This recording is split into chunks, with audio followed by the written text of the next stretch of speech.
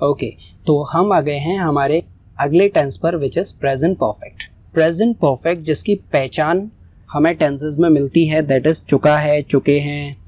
लेकिन चुका है, चुके हैं केवल एक सेंस होता है जिससे हम टेंस को पहचान सकते हैं कि सेंटेंस कहाँ पर है, प्रेजेंट परफेक्ट में है या फिर नहीं है। चुका है, चुके हैं, ये केवल इसकी पहचान है और ज़रूरी नहीं है कि इस टेंस को हम चुका है, चुके हैं से ही पहचानें। इसमें और भी तरीके होते हैं जिससे हम सेंटेंस को पहचानते हैं। जैसे किसी भी काम को कर लिया है, कोई भी काम हो गया है, या फिर कोई भी काम हो गया, या फिर किसी काम को कर चुके हैं। मैंने होमवर्क कर लिया, मैं होमवर्क कर चुका हूँ, मेरा होमवर्क हो गया है, मेरा होमवर्क हो गया। तो ये 4 तरीके से इस सेंटेंस को बोल सकते हैं। तो बोलने का तरीका हमारा अलग अलग हो सकता है, हम वही बोलते हैं जिसमें हम कंफर्टेबल हैं, लेकिन हमें सेंटेंस का स्ट्रक्चर देखना है, उसके बाद में फिर उस सेंटेंस को समझना है। हिंदी थोड़े बहुत आइडिया के लिए सही है, लेकिन मेन हमें इस सेंटेंस को बनाना, उसका यूज करना और उसे समझना आना चाहिए। तो प्रेजेंट परफेक्ट में वो सारे काम आते हैं जिनको हम कर चुके हैं या फिर कोई भी काम हो गया है, मतलब काम खत्म, काम खत्म। जब हम किसी काम को लगातार कर रहे होते हैं, इससे पहले जो हमने देखा प्रेजेंट कॉन्टिन्यूस, प्रेजेंट कॉन्टिन्यूस में किसी भी काम को जब हम लगातार कर रहे होते हैं, तो अब ऐसा नहीं है कि अगर कोई भी काम लगातार चल रहा है तो वो खत्म नहीं होगा कभी। एक मोमेंट, एक टाइम ऐसा आता है जब आप उस काम को करना बंद कर देते हो। आप एग्जाम देने के लिए जाते हो तो आपके पास में 3 घंटे होते हैं, तो 3 घंटे तक आप लिखते हो।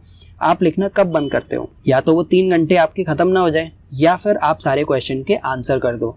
तो जैसे ही आपने सारे क्वेश्चन के आंसर किए या फिर आपका टाइम खत्म हो जाता है तो आप लिखना बंद करते हो। तो किसी भी काम को अभी किया जा रहा है तो वो एक समय पर वो काम खत्म होगा या फिर वो काम बंद हो जाएगा होना। तो जैसे ही वो काम खत्म हो जाता है तो हमारी दूसरी कंडीशन आ जाती है प्रेजेंट में, जिसको हम बोलते हैं प्रेजेंट परफेक्ट। प्रेजेंट परफेक्ट जिसमें हम किसी काम के खत्म होने की बात करते हैं। और प्रेजेंट परफेक्ट को इंडिकेट करने के लिए हमारे पास में जो वर्ड होते हैं, that is has and have. Look at them, has और हैव यहाँ पर हमें बताएंगे कि कोई काम खत्म हो चुका है। पीछे इज एम आर हमें ये बता रहे थे कि कोई काम चल रहा है, लगातार हो रहा है। यहाँ पर हैज हैव हमें ये बताएंगे कि कोई काम खत्म हो चुका है या फिर हो गया है। कॉन्टिन्यूस में हम आई के साथ में एम लगा रहे थे, ही शी के साथ में एस लगा रहे थे, बाकी सबके साथ में आर लगा रहे थे। यहाँ पर हमें हैज सिंगुलर सब्जेक्ट के साथ में लगाना है, जैसे ही, शी या फिर कोई इट या फिर कोई भी सिंगुलर नाउन हो गया। वहीं हैव हमें लगाना है यू, वी, दे या फिर कोई भी प्लूरल नाउन, इनके साथ में हमें हैव लगाना है। तो हमारा इसका फॉर्मूला बनेगा, उसमें सबसे पहले होगा सब्जेक्ट, सब्जेक्ट के बाद में हैज हैव। अगर आपका सब्जेक्ट सिंगुलर है तो आप हैज ले लीजिए, अगर आपका सब्जेक्ट प्लूरल है तो आप हैव ले सकते हैं। उसके बाद में फिर हमें वर्ब लगाना है। अब ध्यान दीजिएगा, जो हमने वर्ब के फॉर्म में देखा था कि जहां पर भी हम परफेक्ट टेंस की बात करते हैं तो परफेक्ट टेंस में हमेशा वर्ब का थर्ड फॉर्म यूज होगा, और हैज हैव के साथ में कोई भी वर्ब अगर आती है तो वो थर्ड फॉर्म के साथ ही आनी चाहिए। और वर्ब के थर्ड फॉर्म के बाद में हमने लगा दिया ऑब्जेक्ट, ऑप्शनल है, हो सकता है या फिर नहीं भी हो सकता। तो ये हमारा पूरा एक सेंटेंस का फॉर्मूला बन गया।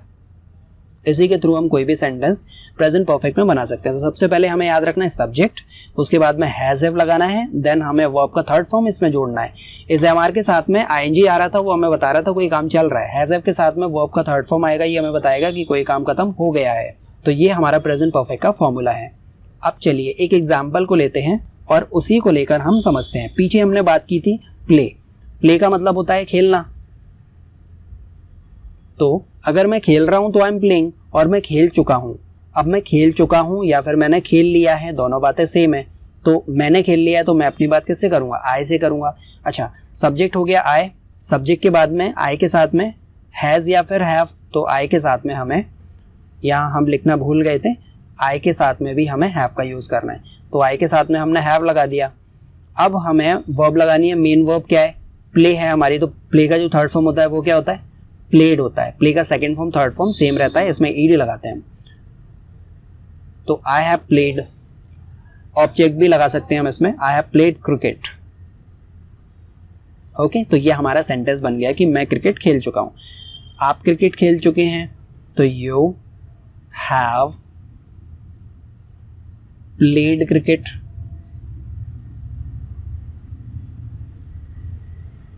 हम क्रिकेट खेल चुके हैं तो वी हैव प्लेड क्रिकेट, वे क्रिकेट खेल चुके हैं, तो दे हैव प्लेड क्रिकेट। तरीका सेम है सेंटेंस बनाने का। अगर वो क्रिकेट खेल चुका है तो ही के साथ में अब हमें क्या लगा देना, has played cricket, he has played cricket, right. वो क्रिकेट खेल चुकी है तो शी हैज प्लेड क्रिकेट, या फिर किसी अननोन जेंडर की बात करें, इट हैज प्लेड क्रिकेट।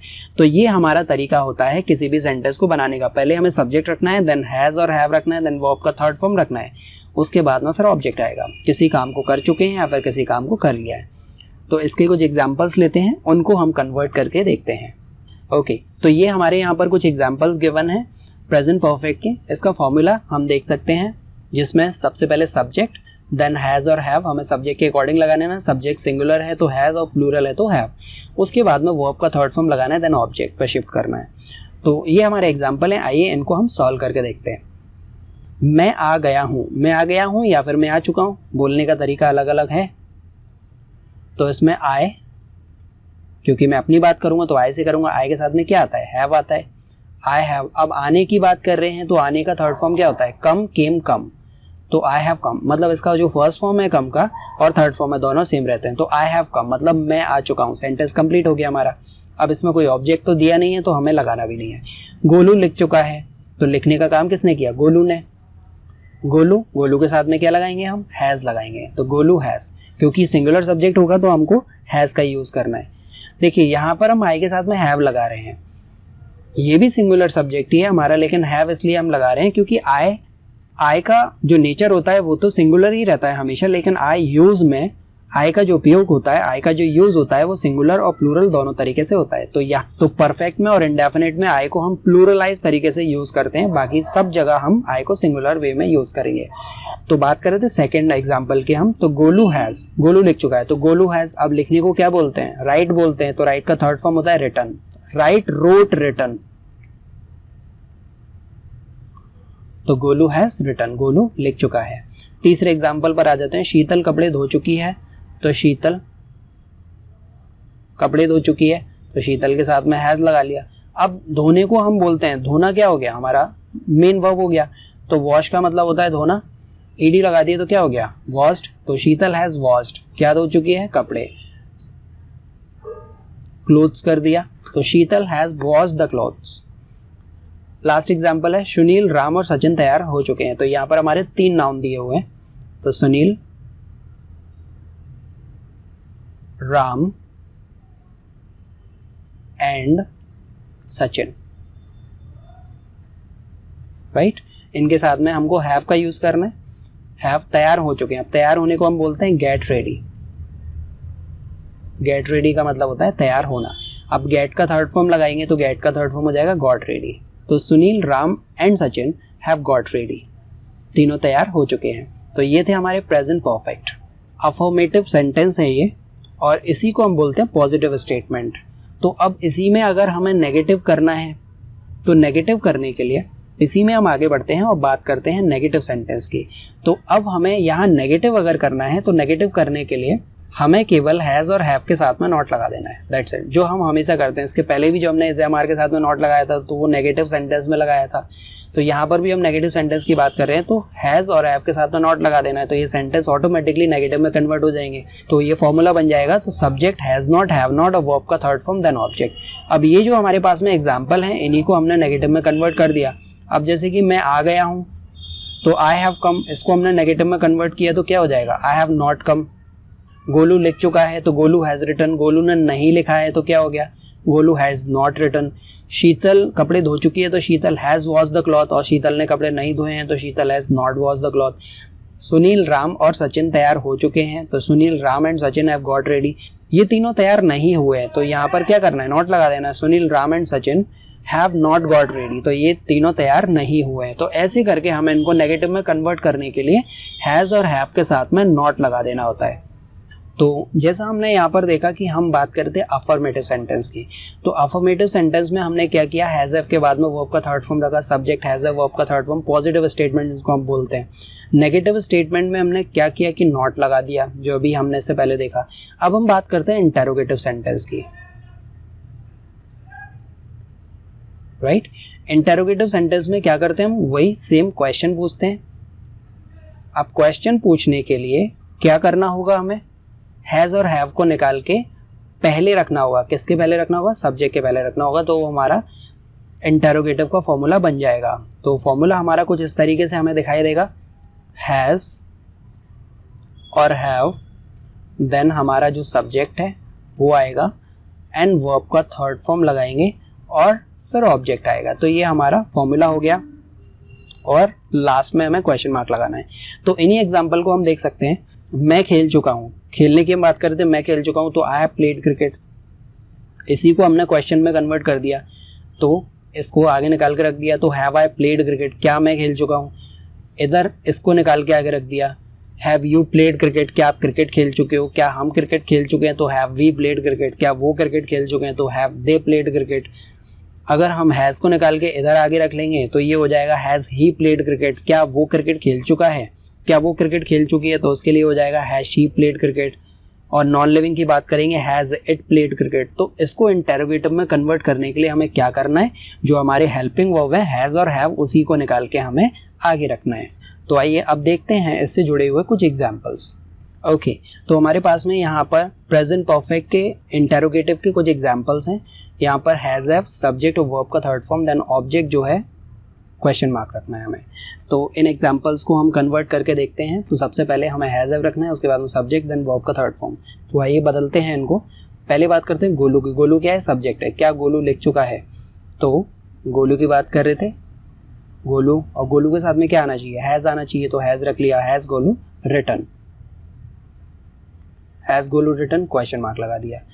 क्या शीतल कपड़े धो चुकी है? तो शीतल, पहले हैज़ लगा लिया क्योंकि शीतल एक सिंगुलर है। Wash the cloth, washed the clothes question mark. क्या सुनील, राम और सचिन तैयार हो गए हैं? तो अब इनके साथ में तो हैव का यूज होगा, have Sunil, Ram and Sachin.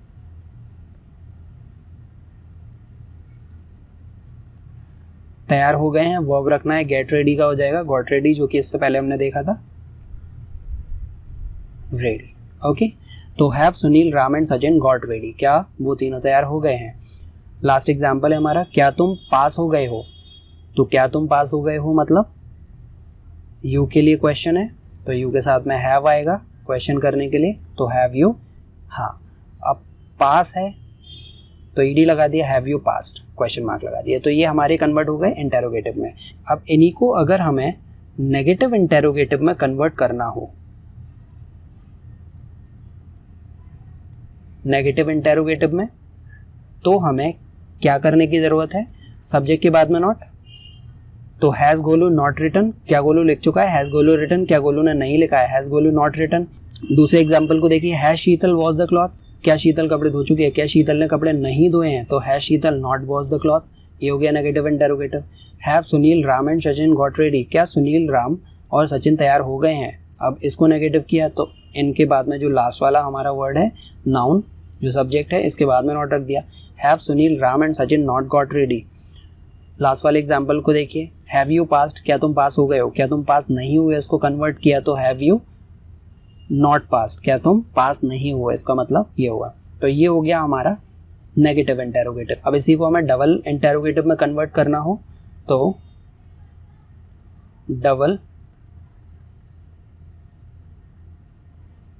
Double interrogative के लिए जैसा हम जानते हैं कि हमें क्वेश्चन वर्ड लगा देना होता है, और कहाँ लगाना है? जो ऑलरेडी इंटेरोगेटिव है उसी में लगाना है। जैसे हैज़ गोलू रिटन, क्या गोलू लिख चुका है? गोलू ने क्यों लिखा है? Why has Golu written. Golu ने कब लिखा है? When has Golu written. Golu ने कहाँ लिखा है? तो where has Golu written. Golu ने कैसे लिखा है? तो हाउ हैज़ गोलू रिटन। तो ये हो गए हमारे डबल इंटेरोगेटिव। अब डबल इंटेरोगेटिव नेगेटिव करना है तो इसमें ये नॉट को भी इंक्लूड कर देना है। जैसे इसको देखते हैं, वाई हैज़ गोलू रिटन, ये पॉजिटिव इंटेरोगेटिव था, उसका क्वेश्चन है, तो why has Golu written, Golu ने क्यों लिखा है, इसी को नेगेटिव कर दिया। तो why has Golu not written, तो गोलू ने क्यों नहीं लिखा है। तो ऐसे हम डबल इंटेरोगेटिव करने के लिए इसमें जो ऑलरेडी नेगेटिव है उसके पहले क्वेश्चन वर्ड को कनेक्ट कर देते हैं। तो ये हो गए हमारे प्रेजेंट परफेक्ट। अब आगे चलते हैं, बात करते हैं प्रेजेंट इंडेफिनाइट की। इससे पहले हम आगे बढ़ें, एक दो चीज़ें हमें समझ लेनी चाहिए कि प्रेजेंट परफेक्ट को इंडिकेट करने के लिए कुछ वर्ड्स ऐसे होते हैं जिनको देखकर हमें ये पता लग जाता है कि ये सेंटेंस परफेक्ट में होगा। तो कौन से हैं वो वर्ड्स, इनको हमें याद रखना है। दैट इज एवर, एवर का यूज परफेक्ट में होता है। नेवर, ऑलवेज, हमेशा, सेवरल टाइम्स,